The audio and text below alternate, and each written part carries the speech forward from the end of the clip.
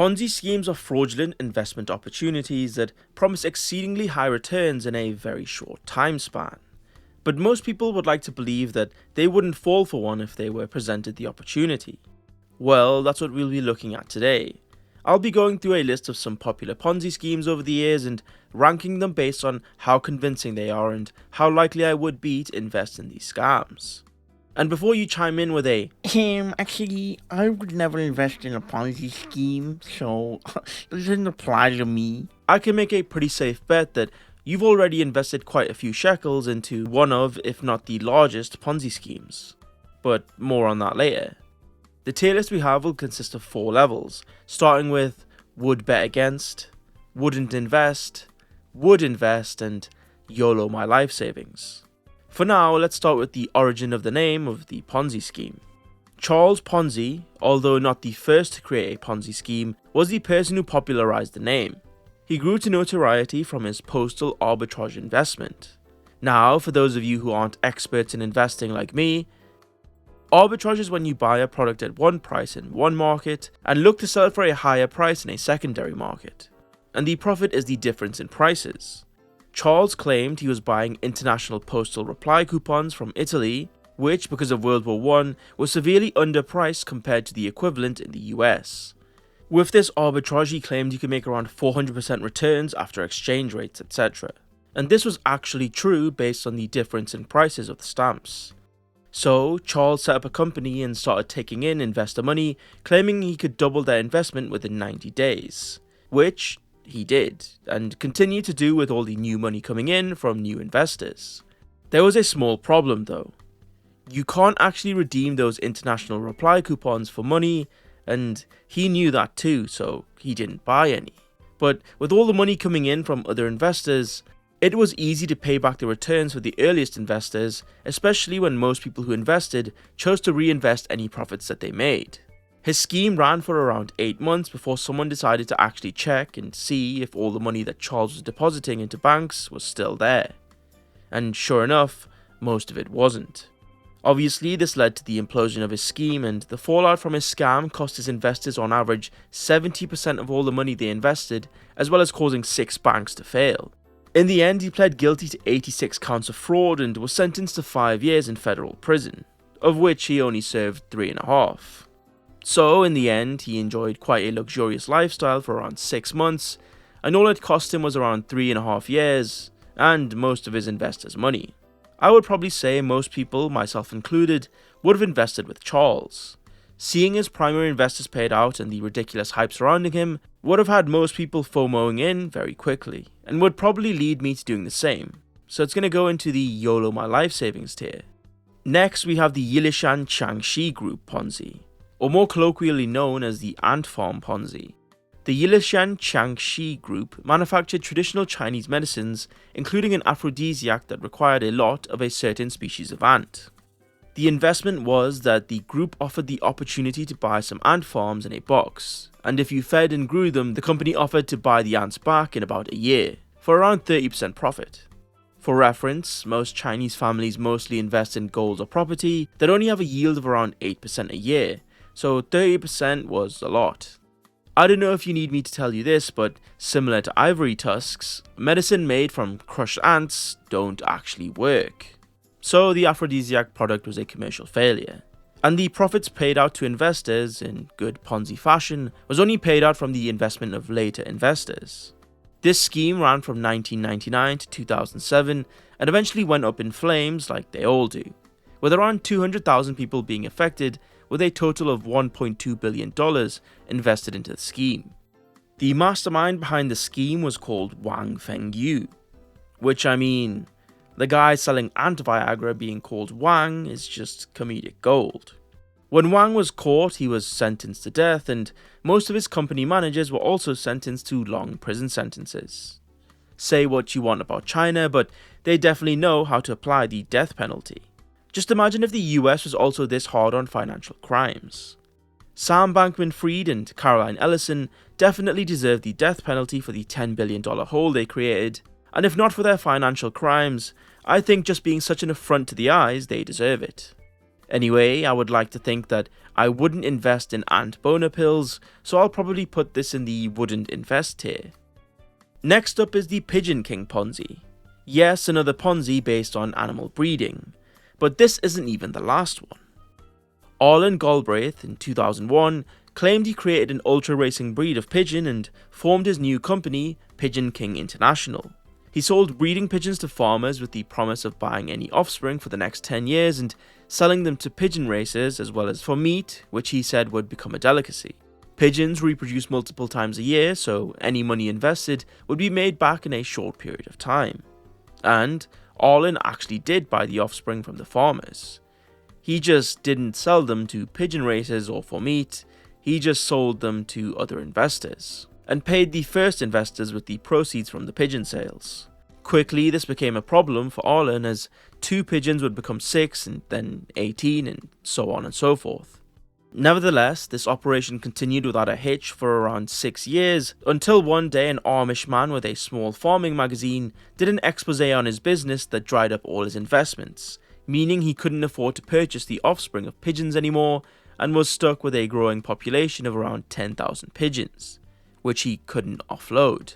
And I would have gotten away with it if it wasn't for those damn Amish farming magazines. Anyway, he was convicted of fraud in 2012 and investors lost around 20 million Canadian dollars, which in real money is around 15 million US and 11 million British pounds. Apparently, a lot of the investors, even during his trial, were still adamant he was a nice guy and that it was a misunderstanding, even though they had lost tens of thousands. Anyway, I would put this in the I would bet against tier because we all know pigeons aren't real and anyone claiming that they are can easily be written off as just a federal agent. Our final animal breeding Ponzi is one that I actually have a funny personal story about. It involves an ostrich breeding scam. The scam was that you could purchase an ostrich chick for around £1,400 or a fully grown ostrich for around £14,000, and the company, named Ostrich Farming Corporation, would buy them back in 10 years for a gain of around 2,000%, which obviously they couldn't afford to pay. So they didn't even try to and never bought any of the ostriches that they claimed to buy. This Ponzi managed to rake in £20 million, most of that in the first few months, even though they only lasted for around 2 years before they were shut down by the Department of Trade and Industry. The department liquidated the Ostrich Farming Corp and distributed the assets of those affected by the scam to the investors.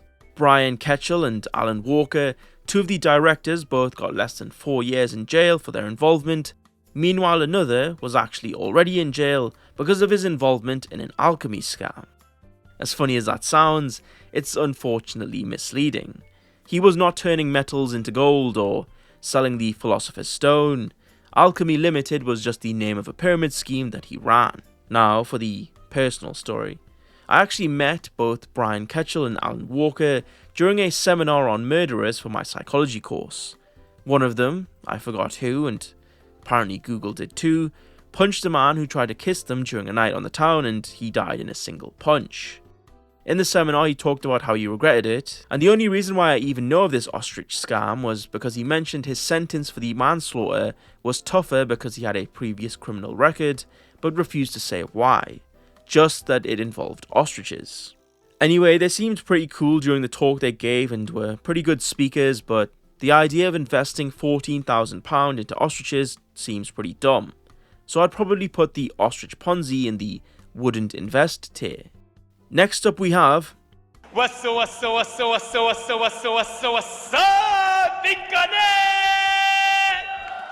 Man, I love this guy. The world is not anymore the way it used to be. No. BitConnect! Now, if you don't remember BitConnect or were born after 2015, BitConnect was a cryptocurrency coin that claimed it could grant you 40% monthly yield on any coins that you held, which over the course of a year is around 5,600% yield. They claimed that they achieved this by a Bitcoin trading bot that would long and short the price of Bitcoin to create profits, which it then distributed to users that lended the coin. Now, this cryptocurrency was actually real and was traded on exchanges for the 2 years before they were shut down. And if you did invest in the beginnings at a price of $1, you would have seen massive gains, as the peak the coin reached was around $525. So there were probably a small handful of people who made quite a penny off this scam. I mean, that is if you did get rug pulled, because the price cratered 92% in one day when the BitConnect website went down. This was because they were forced to by regulators from Texas and North Carolina.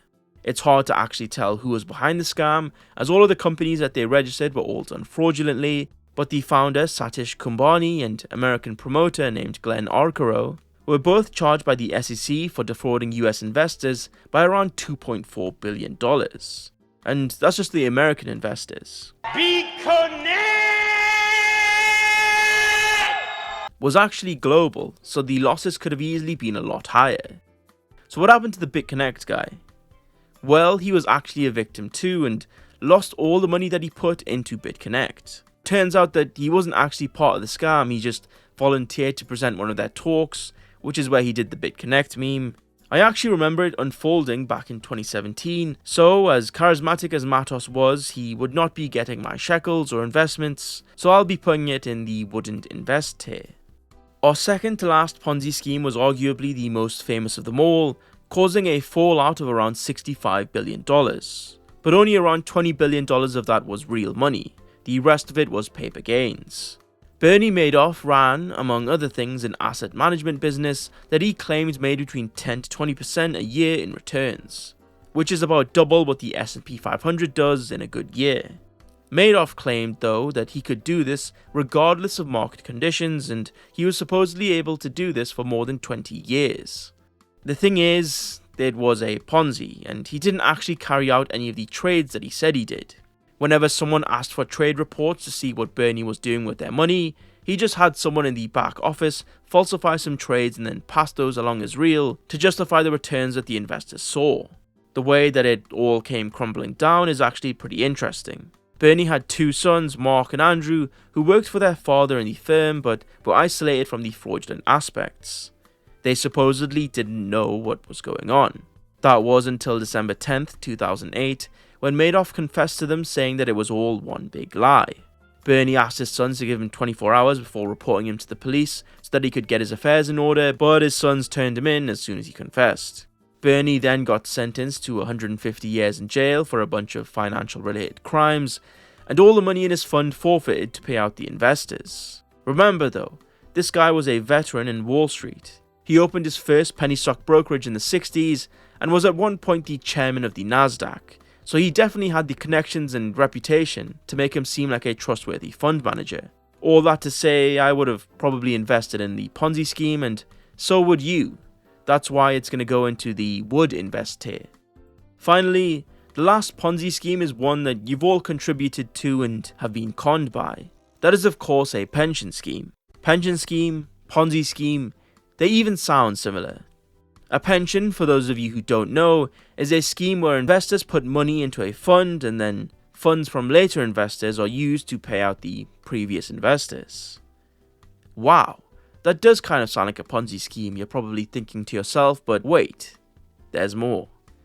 For most people, the money that you put in, you're likely to never see again. The US Social Security Fund is set to run out in 2035 and the UK state pension is set to run out by 2033. Now, that sounds bad for most people who aren't currently aged 65, but worry not, because governments are looking to delay this by, get this, raising the retirement age only for younger generations, because screw us, I guess. And remember, if you fail to pay, they send you to jail.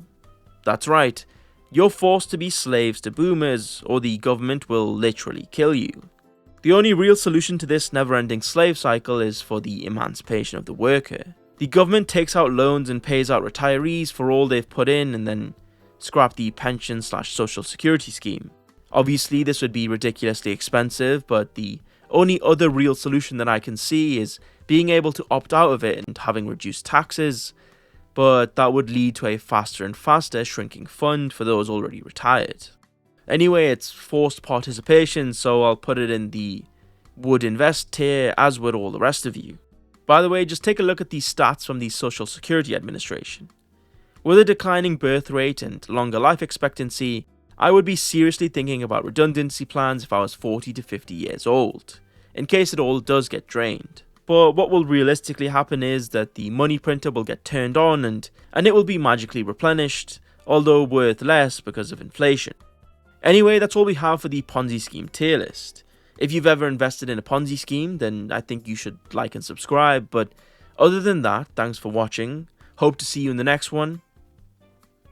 Bye.